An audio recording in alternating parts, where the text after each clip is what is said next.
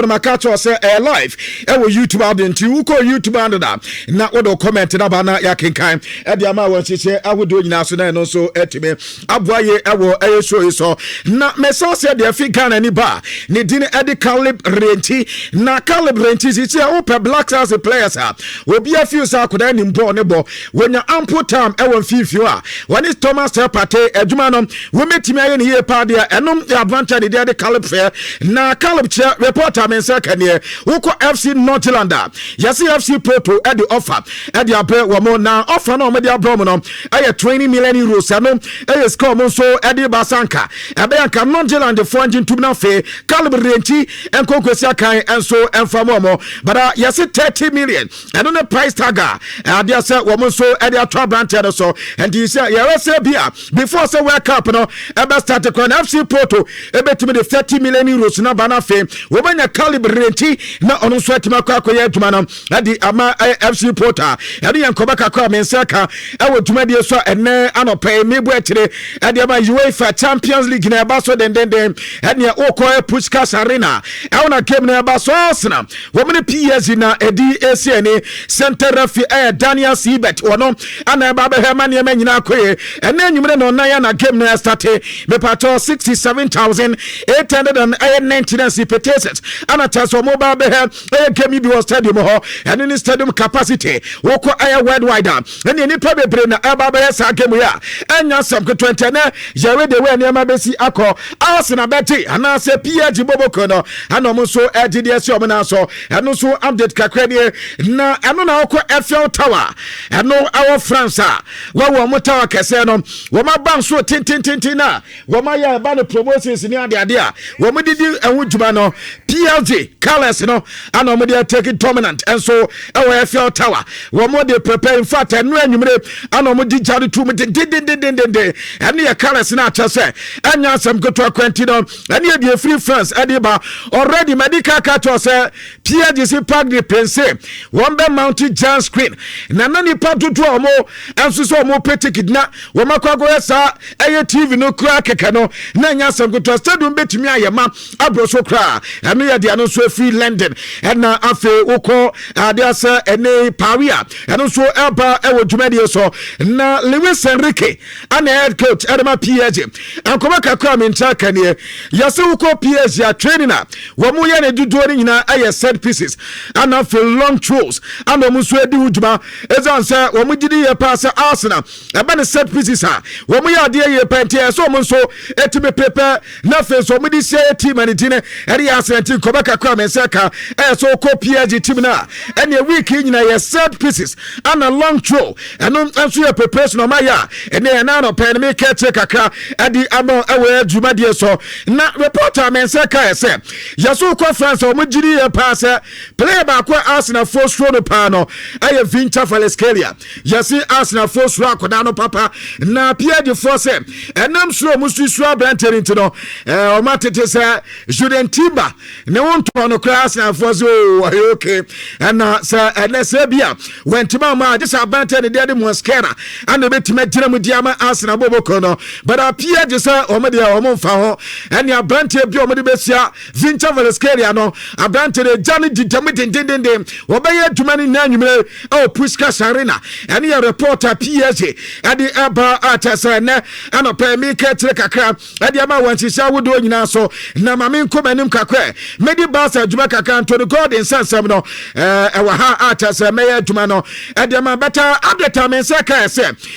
this game here ya ba be no yesi around the globe and we are 920 million and in Crawford so me sa game no and na nwumere no 920 million and we the padodo a wo mo suggest say UEFA Champions League final wo mo nyina so eba ba happy and ya am the time saka na wonim say Declan Rice and no da me ba be ka won koba kakra ade tell na Arsenal for so mo wotidie pass say Declan Rice wonyanti Champions League no edi sini na so already waji Premier League no edi sini na so dada akoba say Declan Rice etimi bo Arsenal no mo ji UEFA Champions League ni dia and a Ballon d'Or abrantere ne dia oni obi ampre esan say djuma na waye no England and afa djuma na waye no Europe no ni nyina tra basobody eso mo de ma abrantere din edi Declan Rice no ye andeta eba e djuma de so Bukayo Saka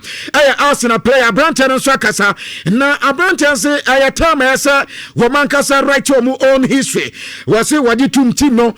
history tie beta eba ni UEFA Champions League in fact akasefo ni nyina ba be adwuma e dia ma Arsenal entima di UEFA Champions League wo bu play so anata so makọ final the last time wo mo call final somewhere 2006 ano mo yes adwuma no besina enya de Arsenal bo ko ni UEFA Champions League no mabo ni yebiem bepem ne dey o mo call final wo ba ka sa final mo ne Barca ana ko na Barca chi o mo ye o mo nya do beta we Paris Saint-Germain ana Arsenal ni o mo call Bukayo Saka I say we were GD pass motivation eto mati so metima the Premier League no I said no mo this final and tiare yan kobaka kwanso eba e wo duma de so Mikel Arteta head coach at Arsenal won so e be say na o player neka and also your opportunity at the Arsenal say any these new boys say wo mo so anka betima right to mo history e say Arsenal no mo ba fire no eduma no ma ye no bibia ye kama at the momo we courage o menya wo mo the league ni so mena so so boys na nwumene no nan wo mutimi ye bibia ya another history wo metimi so areche esa 22 years ni ananas na NG Premier League no asa that no metimi ate most years ni since say UEFA Champions League asia Arsenal nji bita enti wonu wo gidi esa Mikel Arteta wonu na nkoda wo mutoto mo ne ya ene enyime nyama so betimi akoye ede mama ne reporter eba ewo dwumade so Roberto Carlos enso akasa na Roberto Carlos say openya ni dey Luis Enrique why something essence we are very gifted in terms of air coaching so am na me fa club no munya demand no wo gidi ya pasa papa na dwuma ho ye no so dinenti ene enyume de otumi so false openya ni dinadi Luis Enrique ebetima di UEFA Champions League ni dia na so ene reporter Roberto Carlos adi aba na no pe me ketre adi amana Luis Enrique na nkasa wore kobaka kwadi atutwa was history we metimi ameki essence last season we munya di UEFA Champions League no edi so na so mo so first time no afi omo ko second year in a row omo say akọ final was so mutimi dia history in fact PA Jabako se no ebi enyansi ensida ata so mo so ayenti ene anyume do ne mranto no mo prepare na fe so mo so atima hwese we metimi ameki history ene reporter Luis Enrique edi ebana owe ano se onya surprise say Arsenal woman answer duru final esa say be 7 years die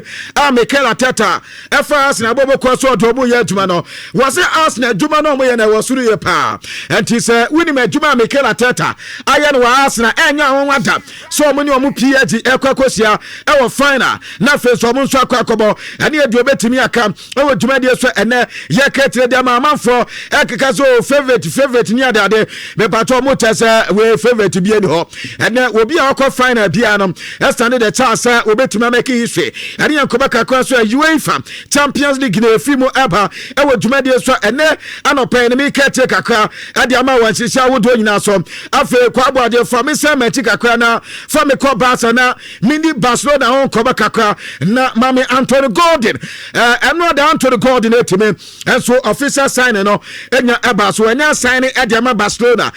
till 2031 eno any contract on Barca boboko na akọ na akoda we wo say wo so be 2 years ano no place obebo Barcelona esanso no Barca de na kuma so ye pa wo ka no so we pa didi we pa manyi ni beta do betimi aka ya dance dey ese wo ko team ani dinade Newcastle wo so mu fisio ba ko ho wo no say wo Spanish ni ade enti wo ni fisio no edi nkoba no ka ten say wo no dantan ko ba bi onya ba so bebo Barca de na kuma so ye pa enti obazo osia Spanish enti no ada ya man microphone o ka brafo kakra so mpese me ka Spanish mpese me dane ne ma ani ebeza say na wa to God in there Spanish there will lie man also he Monsieur Spanish da because Barca na minim say nya dia that be me ba be sia kan dia ma Barcelona enti ne advantage microphone ne was Spanish di gumu ewuru gumu ani sam nyina ya say na ni ate sa ene no wa ba Barcelona ya ka wi asa fanya nyina ka Barca woman so aya de pa Barcelona eka ho enti ene wono so apa Barca wo ba be boma Barca trophies a wo ma didi major ones ni nyina no wo ba be boma ne ma so nyina etime akoso ye adi ama aya the Spanish team aya Barcelona aboboko no ene yankoba kakwa abante no ade aba atase ne anopen ne yakatire ade aba wansesa hodo nyina anso eno nso nkoda ne nsem kakwa ne Barca for ba akoda na ba so se option bebre ebae bada wetime atusu se obesi aka de ma Barcelona baya wo ban no wo mo so gina ofel so wo mo ka tell se duma no mbetimi ni na ye amates wetime talking match sources ene a report and pato Anthony Gordon efi akoda na kate ade aba na ano na manfo ebisa Marcus Rashford sa dia ne dia mesa obenya ko because womenya Anthony Gordon dia what Barcelona dem yasa banten so be fight for position woni Anthony Gordon be tabo kwankro bia so dia Barca dia nani jiwuye pa wose Barca wo pe Barca papa entinye se player bi obeba ana be mo no Marcus Rashford wafi Barcelona boboko no nanka pese bia Manchester for eni ade sa banten no baba enom aye reporter wadi twitwa ewo dwumade so ene anope make tire edemana mama me Nhyira na Forest was screen so so Barca for say ade ayo mo apa ya say Atletico Madrid ade abrante na to prison wo mo pesa akoda ne bepie sanu ada yes Barca di 2 aye bid ade akọ Atletico Madrid o moji letter na no ma to atwene ade o mo sa akoda de o mo nto ne da ameska no so Barcelona for de ba ne so ade di atam ade mo sa wo proba kokọ bidia na Barca de sika kume bi ade atua to se eno no mo de pay Julian Alvarez enya de so mbeti ase ne ati ase tena and this Barca for pe akoda na pa dia ene sika no mo fa bi nka wa enya se sika no egwe ne de to Julian Alvarez entemete se officer o mo de ba ina enkofo na nyantum na Barcelona for se no mo Atletico wo mo ntiase wo mo hu dia Newcastle ya na Newcastle yase Anthony Gordon captain pen for se wonya Barca na obekọ nti se Barca for aba mo ne Barca for ntena se ye na wo mo ne Barca for nkasa na bibia nkoye ana wo mo tiase Newcastle tiase ana mo ne Barcelona reach deal 80 million euros 70 and ya fixed price 10 million no aye dia aka bi abetimi abekika ho ene ade na ma akwa bi 80 ana wa ba be sign dia mo better Barca say Atletico de asobratere akoya katem so nsia kan fam bi mu problem ne say nanka ba jane kwan simple nanka akoda na timi aba eno yankoba kakọ amensa eka efiri Barca for katia ene anopa mi bo atire ade ama na mami Nico Williams was screen so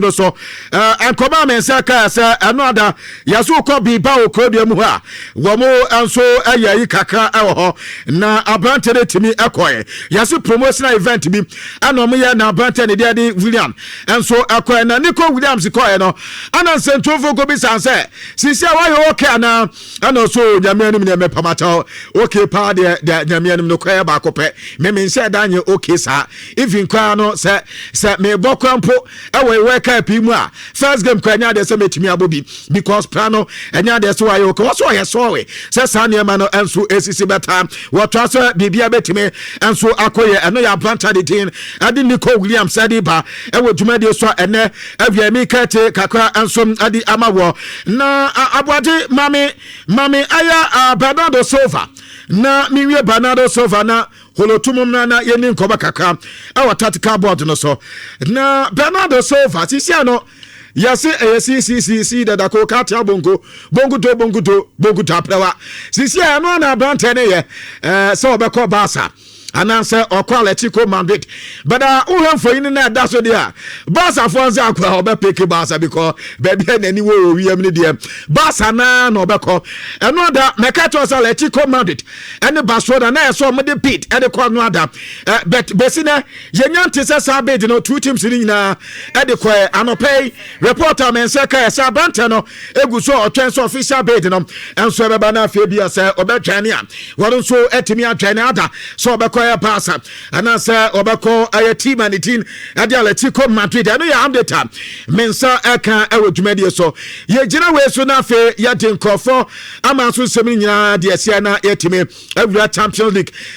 proper na yetimi edi nkomo enti mu amatwan ni YouTube no mo messages no me baba kinka ni nyina de ama mo nkoso na mo fama na fe yentimi kinka mo messages no emfa ma makacho se show no live YouTube fa o scroll line Fabra fa predictions Fabra and then why na win PSG announce Arsenal ana win Hungary two teams no womo any abri panty uba na also do comment ne dia bana yakin kan kama edia ma fifi Manfred ewa ha enti yebedi nkoma no Chelsea for munya betre we Champions League nkomo etena me ba Prime Sports no so a me the more Chelsea update ne de bana etimi aboye pa beta the chance